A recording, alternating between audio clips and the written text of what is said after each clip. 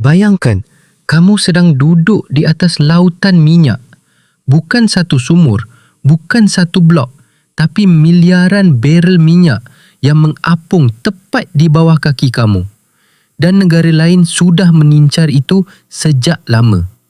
Inilah cerita tentang Blok Ambalat dan Natuna.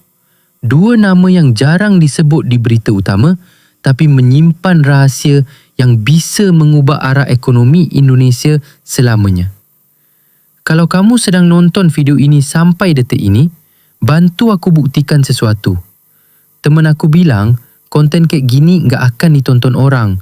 Katanya terlalu berat buat penonton Indonesia. Tapi aku percaya, kita ini bangsa yang cerdas dan penasaran.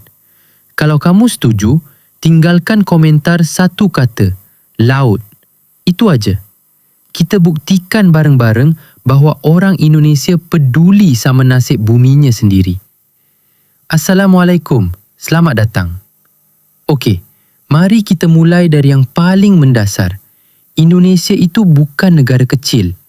Kita punya lebih dari 17,000 pulau, garis pantai sepanjang 99,093 kilometer, nombor 2 terpanjang di dunia setelah Kanada, dan wilayah laut yang luasnya sekitar 6,4 juta kilometer persegi. Di dalam semua itu, tersimpan cadangan energi yang, kalau dikelola dengan benar, bisa bikin Indonesia mandiri secara energi selama puluhan tahun ke depan. Tapi, ada dua titik yang selalu bikin Indonesia harus waspada. Dua titik yang sampai hari ini masih menjadi sumber ketegangan. Dua nama yang harus kamu hafal, Ambalat dan Natuna. Kita mulai dari Ambalat. Ambalat adalah blok minyak dan gas yang terletak di Laut Sulawesi, tepat di perbatasan antara Indonesia dan Malaysia. Luasnya sekitar 15,235 kilometer persegi. Untuk gambaran yang lebih mudah, itu kira-kira seperti gabungan wilayah dekali Jakarta dikalikan 24 kali. Tidak kecil. Yang bikin Ambalat jadi sensitif bukan sekedar ukurannya, tapi isinya. Menurut data dari Kementerian Energi dan Sumber Daya Mineral Indonesia, Blok Ambalat diperkirakan menyimpan cadangan minyak antara 764 juta hingga lebih dari 1 miliar barel. Gas alamnya bisa mencapai ratusan miliar kaki kubik. Itu angka yang sangat serius. Kalau kita hitung dengan harga minyak mentah dunia yang di tahun 2024 sempat menyentuh $90 per barel, nilai cadangan di Ambalat bisa mencapai puluhan hingga ratusan miliar dolar. Dan Malaysia tahu itu. Konflik Ambalat sebenarnya sudah lama. Ini bukan sesuatu yang tiba-tiba muncul. Akarnya ada di perbedaan interpretasi atas perjanjian Sipadan Ligitan tahun 2002. Waktu itu, Mahkamah Internasional memutuskan bahwa Pulau Sipadan dan Ligitan adalah milik Malaysia. Indonesia kalah. Dan dari situ, Malaysia mulai menarik garis batas maritim baru yang, menurut mereka, memasukkan Blok Ambalat ke dalam wilayah mereka. Indonesia tidak setuju. Dan ini bukan sekedar beda pendapat di atas peta. Tahun 2005, ketegangan memuncak. Kapal-kapal perang Malaysia masuk ke wilayah yang diklaim Indonesia sebagai bagian dari Blok Ambalat. TNI Angkatan Laut mengirim armada untuk menghadang. Ada momen di mana dua kekuatan militer berdiri berhadap-hadapan di atas laut yang sama. Sama-sama mengklaim wilayah yang sama. Kamu bayangkan itu? Bukan film, bukan simulasi, nyata. Tapi ini yang menarik dan ini yang jarang diceritakan. Di balik ketegangan itu, ada kontrak eksplorasi yang sudah berjalan. Indonesia sendiri sudah memberikan hub eksplorasi Blok Ambalat kepada INI, perusahaan energi asal Italia, sejak tahun 1999. Dan Blok East Ambalat diberikan kepada Chevron dari Amerika Serikat. Dua perusahaan multinasional besar sudah ada di sana sudah mulai mengebor, sudah mulai memetakan potensi.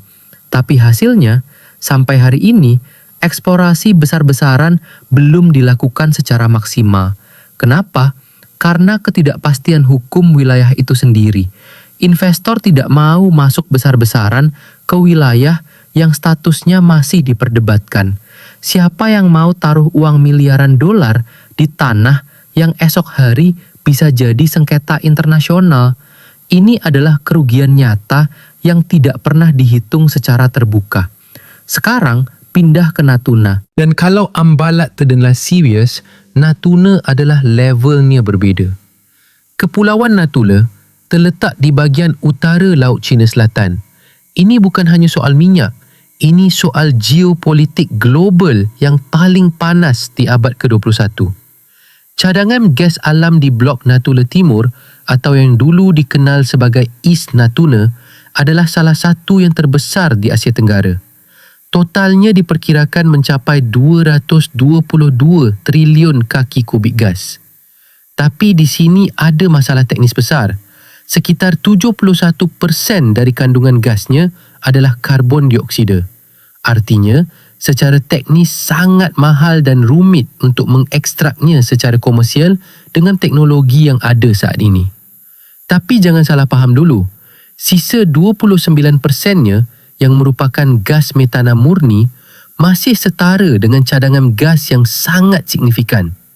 Dan di bawah dasar lautnya masih ada potensi minyak bumi yang belum seluruhnya teridentifikasi. Natuna juga berbeza kerana satu hal yang bikin bulu kuduk berdiri. China.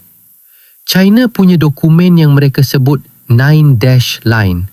9 garis putus-putus yang mengelilingi hampir seluruh Laut Cina Selatan, termasuk sebahagian wilayah zona ekonomi eksklusif Indonesia di sekitar Natuna. Tahun 2016, Pengadilan Arbitrase Internasional di Den Haag sudah memutuskan bahawa klaim 9-dash line tidak memiliki dasar hukum yang sah berdasarkan UNCLOS, Konvensi PBB tentang Hukum Laut. China mengabaikan keputusan itu.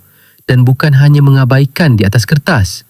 Kapal-kapal nelayan China yang sering diiringi kapal penjaga pantai bersenjata secara rutin masuk ke perairan Natuna. Kejadian besar terjadi pada Desember 2019 hingga Januari 2020 ketika puluhan kapal nelayan China masuk ke wilayah ZAA Indonesia di Natuna. Indonesia mengerahkan kapal perang dan pesawat tempur. Presiden Joko Widodo bahkan langsung terbang ke Natuna untuk menegaskan kedaulatan. Tapi ini yang perlu kamu fikirkan lebih dalam. China adalah mitra dagang terbesar Indonesia. Total perdagangan bilateral Indonesia-China di tahun 2023 saja mencapai lebih dari 127 miliar dolar. Investasi China di Indonesia terus tumbuh, terutama di sektor nikel dan infrastruktur. Di satu sisi, Indonesia perlu mempertahankan kedaulatannya. Di sisi lain, memutus hubungan dengan China punya konsekuensi ekonomi yang tidak main-main. Ini adalah dilema yang tidak ada jawabannya yang mudah. Dan inilah yang dimaksud dengan minyak tersembunyi yang sengaja dilupakan. Bukan karena minyaknya tidak ada, bukan karena kita tidak tahu, tapi karena kompleksitas geopolitik, ketegangan diplomatik, dan kepentingan ekonomi yang saling bersilangan membuat sumber daya ini tidak bisa dieksploitasi secara optimal. Sekarang pertanyaan yang lebih besar, apa yang sudah dilakukan Indonesia? Untuk Ambalat, Indonesia terus melakukan patroli militer rutin. TNI AL membangun pangkalan dan memperkuat kehadiran di Kalimantan Timur. Secara diplomatik, Indonesia dan Malaysia masih terus berunding. Tapi, perjanjian batas maritim definitif untuk wilayah ini belum tercapai sampai hari ini. Untuk Natuna, langkah-langkah lebih konkret sudah diambil. Pada 2017, pemerintah Indonesia secara resmi mengubah nama perairan di sekitar Kepulauan Natuna menjadi Laut Natuna Utara. Sebuah langkah simbolis tapi penting untuk menegaskan klaim geografis Indonesia. Secara militer, Indonesia memperkuat pangkalan udara Ranai di Natuna, menambah personel TNI, dan membangun infrastruktur pertahanan. Tapi, kekuatan militer saja tidak cukup kalau sumber dayanya tidak dikelola. Dan disinilah tantangan paling nyata Indonesia.